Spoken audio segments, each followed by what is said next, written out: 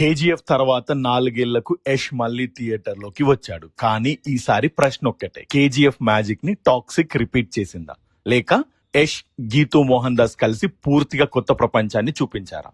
Toxic ఇది కేవలం gangster cinema కాదు. ఇది power, family, betrayal, violence, love, redemption చుట్టూ తిరిగే ఒక డార్క్ ఫెయిరీ టేల్. మరి సినిమా ఎలా ఉంది?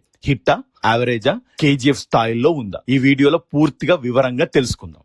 హలో ఎవ్రీవన్, నేను మీ ఎంకే, మీరు చూస్తున్నారు ఎంకే పాయింట్ ఆఫ్ వ్యూ. ఈ రోజు మనం మాట్లాడుకోబోయే భారీ ఎక్స్పెక్టేషన్ మధ్య వచ్చిన యష్ టాక్సిక్ గురించి. సో ఆలస్యం చేయకుండా స్ట్రైట్ గా పాయింట్ లోకి వెళ్దాం.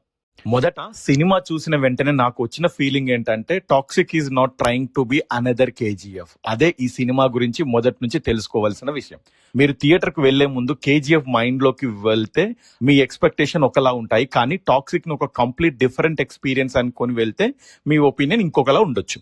అసలు సినిమా ఎలా ఉంది? ఇప్పుడు మనం మాట్లాడాల్సింది యష్ గురించి, ఎందుకంటే ఈ సినిమా మొత్తాన్ని తన షోల్డర్స్ మీద క్యారీ చేయాల్సిన రెస్పాన్సిబిలిటీ యష్ దే. స్క్రీన్ మీద యష్ కనిపించిన ప్రతిసారి ఇతనే మన రాకింగ్ స్టార్ అనే ఫీలింగ్ వస్తుంది. కానీ ఈసారి రాకీ కాదు, ఒక complete different character. Body language, attitude, expression, action, Yash తన స్టార్ ఇమేజ్ ని యూజ్ చేసుకుంటూనే క్యారెక్టర్ ని కొత్తగా షేడ్ ఇవ్వడానికి ట్రై చేశాడు. కొన్ని సీన్స్ లో మాత్రం ఇదే యష్ కోసం మనం థియేటర్ కి వచ్చాం అనిపిస్తుంది. అయితే ఇక్కడ ఒక ఇంపార్టెంట్ పాయింట్ ఉంది. స్క్రీన్ ప్రెజెన్స్ అదిరిపోయింది కదా, సినిమా మొత్తం పర్ఫెక్ట్ అని చెప్పలేం. ఎందుకంటే toxic is the biggest challenge screen play.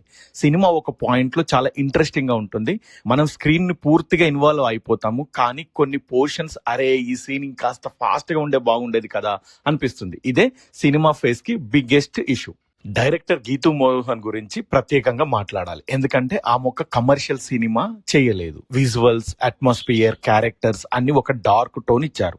మీరు సినిమా చూస్తున్నప్పుడు కొన్ని ఫ్రేమ్స్ చూస్తే ఇది మనం సాధారణంగా చూసే ఇండియన్ గ్యాంగ్స్టర్ మూవీ కాదనిపిస్తుంది. అదే సమయంలో కొంతమందికి ఇదే స్టైల్ చాలా నచ్చుతుంది, ఇంకొంతమందికి మాత్రం కథని ఇంకా సింపుల్ గా చెప్పొచ్చు కదా అనిపిస్తుంది.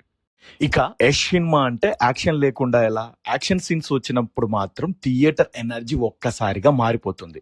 స్క్రీన్ ప్రెజెన్స్, బీజిఎం, యాక్షన్, కొన్ని మూమెంట్స్ లో మాస్ ఫ్యాన్స్ కి ప్రాపర్ ట్రీట్. కానీ ఒక్క విషయం, ఇది ఫ్యామిలీ ఎంటర్టైనర్ కాదు.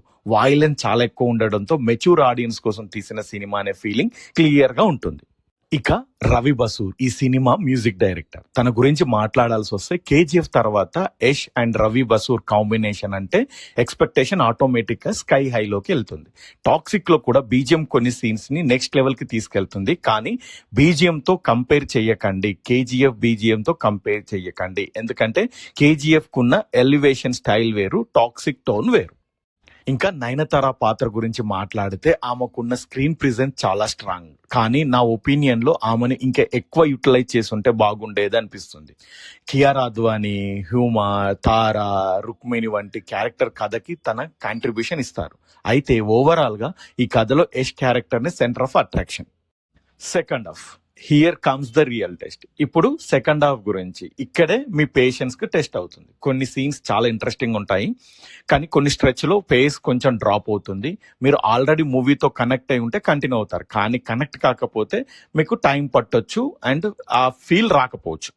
KGF versus toxic. నేను ఇక్కడ ఒక కంపారిజన్ తప్పకుండా చెప్పాలి. కేజీఎఫ్ అంటే mass elevations plus hero journey. Toxic అంటే డార్క్ వరల్డ్ మరియు క్యారెక్టర్ స్టైల్. కాబట్టి కేజీఎఫ్ ని ఎక్స్పెక్ట్ చేసి టాక్సిక్ కి వెళ్ళకండి. యష్ నుంచి కొత్తగా ఏదైనా చూడాలనుకుంటే మాత్రం టాక్సిక్ ఒక ఇంట్రెస్టింగ్ అటెంప్ట్. సినిమాలో నాకు బాగా నచ్చిన విషయాలు, స్క్రీన్ ప్రెజెన్స్ స్టైలిష్ గా ఉంటుంది. సినిమా అంతా సినిమాటోగ్రఫీ బాగుంటుంది, action sequences, dark atmosphere, background score, unique world create చేశారు. సో ఇవన్నీ పాజిటివ్. సినిమాలో నాకు అనిపించిన నెగిటివ్ పాయింట్స్ వస్తే, సినిమా రన్ టైం కొంచెం ఎక్కువగా ఉంటుంది, కొన్ని స్లో పోర్షన్స్, స్క్రీన్ ప్లే కొంచెం కాంప్లెక్స్ అనిపిస్తుంది. కేజీఎఫ్ లెవెల్ ఎలివేషన్ ఎక్స్పెక్ట్ చేస్తే డిసప్పాయింట్ అవుతారు. అందరికీ ఈక్వల్ గా కనెక్ట్ అయ్యే సినిమా అయితే కాదు. ఇప్పుడు నా పాయింట్ ఆఫ్ వ్యూ చెప్తాను. టాక్సిక్ పర్ఫెక్ట్ మూవీ అని చెప్పాను, కానీ డిఫరెంట్ మూవీ చేయడానికి చేసిన ప్రయత్నం మాత్రం క్లియర్ గా కనిపిస్తుంది. యష్ తన కంఫర్ట్ జోన్ నుంచి బయటికి రావడానికి ట్రై చేశాడు.